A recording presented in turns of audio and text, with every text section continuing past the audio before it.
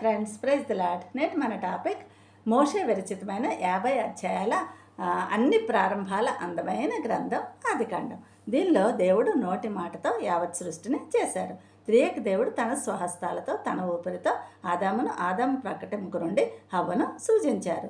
ఆజ్ఞాతిక్రమం ద్వారా వారిలో పాపం ప్రవేశించి మానవ పతనం వెనువెంటనే 3:15లో ఆ దేవుని రక్షణ ప్రణాళిక కయ్యను హేబెల కథను బట్టి మంచి మనస్సే దేవునికి ఇష్టమైన బలి అన్న విషయం, మనిషి పాపం పరాకాష్ఠకు చేరినప్పుడు జలప్రళయం, నోవహుతో నిబంధన, నూతన ఆరంభం, బాబెల్ టవర్ వద్ద భాషల ఆవిర్భావం జరిగాయి. కల్దీల ఊరు నుండి విశ్వాసుల తండ్రి అబ్రహాంను ఎన్నుకొని వాగ్దాన దేశమైన కనానును, వాగ్దాన పుత్రుడైన ఇస్సాకును, తద్వారా యాకోబును అనుగ్రహించారు. ఇశ్రాయేలుగా యాకోబును మార్చి 12 గోత్రములను ఏర్పరిచారు.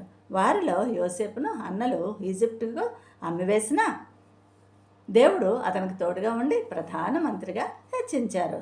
యోసేపు క్రీస్తుకు గుర్తుగా తన వారందరినీ క్షమించి కరువులో సంరక్షించాడు.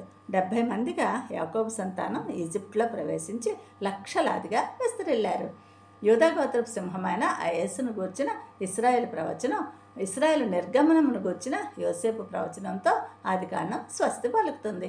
ఆదికాండంలో క్రీస్తు ప్రత్యక్షతలు 1వ అధ్యాయం 1:3-26 బట్టి వాక్కుగా, సృష్టికర్తగా, మెల్కీసెదెకుగా, అబ్రహాము హాగర్లకు యెహోవా దూతగా, యాకోబుతో రాత్రంతా పెనుగులాడిన నరునిగా క్రీస్తు దీనిలో కనిపిస్తారు.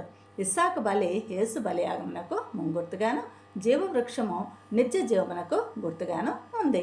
ఫ్రెండ్స్, నీ ఆరంభానికి కర్త అయిన యేసుకు అంతము వరకు నమ్మకంగా ఉండు. పరమకారణను స్వతంత్రించుకుంటావు. Thank you. God bless you all.